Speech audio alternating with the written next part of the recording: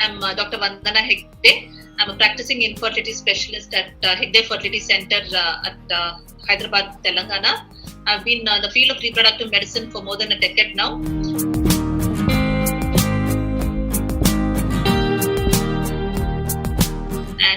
Today we have been seeing there's a rising awareness in infertility, and the most important condition that we see that is becoming more common now is the decreased ovarian reserve or the poor ovarian reserve, and it's a very important topic for young girls also today.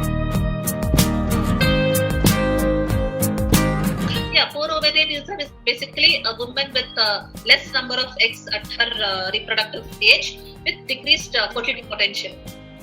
So what is important with poor ovarian reserve is because women are not aware of it. See, there are no symptoms of poor ovarian reserve. Like if you think of diabetes, if you think of any condition, any medical condition, a patient presents with symptoms.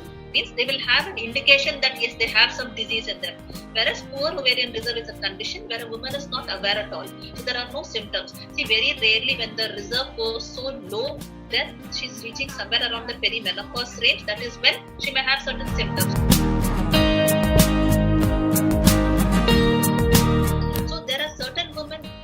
Risk, like if there could be a genetic risk. See, most of the time, a woman, when will she attain puberty and when she will attain menopause, the reproductive phase of her career is something that cannot be changed medically. The time of her first periods and the time of her menopause. So this is mostly genetically determined. That means the egg reserve is already genetically determined. So this is something that will not change or cannot be increased.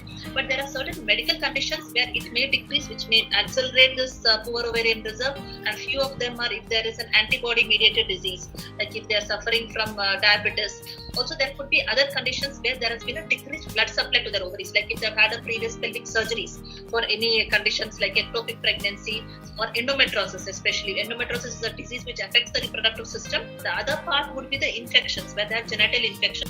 Mostly it is in India, the most common condition is tuberculosis. So when there's a tuberculosis or other bacterial infections like PID, they also can sometimes decrease the egg reserve.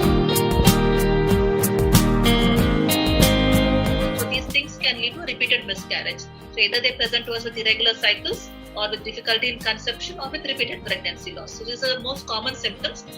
So I would tell you the majority of the poor ovarian reserve could be asymptomatic, because today we are seeing in very young girls. So these are girls who are not even married, who are still yet to in their study phase or in their early career phase, and they are the girls who come to us mainly with just a very vague symptoms with respect to their cycle changes, and they also may having a poor ovarian reserve. So there is no age bar for presenting with these symptoms. It's not just in older women, but we also see this in very young girls also.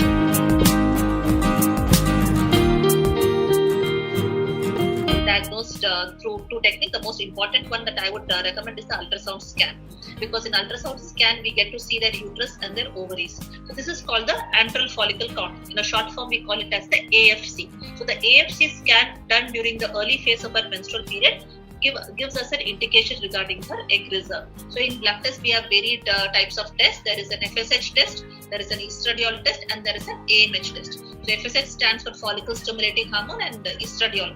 So both these blood tests are done during the early phase of their menstrual cycle, preferably on period second day or the third day of their cycle. So we have various cutoffs depending on which we can diagnose if they come under the poor ovarian reserve. And AMH or the anti-Mullerian hormone test is another blood test which is more of a confirmatory nature.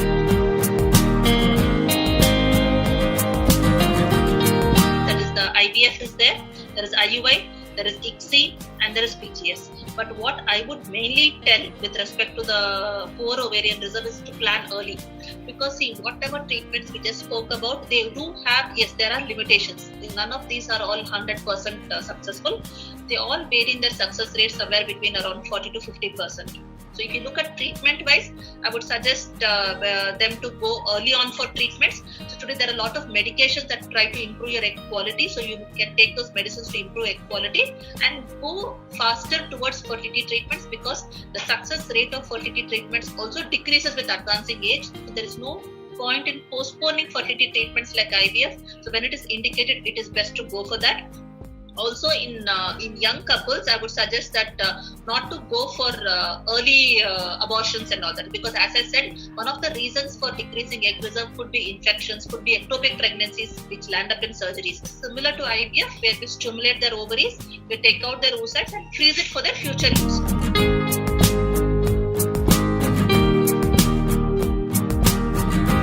As doctors also, we can only probably tell you that this is the situation now, which we can't change, because the changes that age has brought could not be reversed, because IVF is a very successful treatment if done at the right time and done in the right way. So I think it's time that you people take your first step is you're meeting your doctor.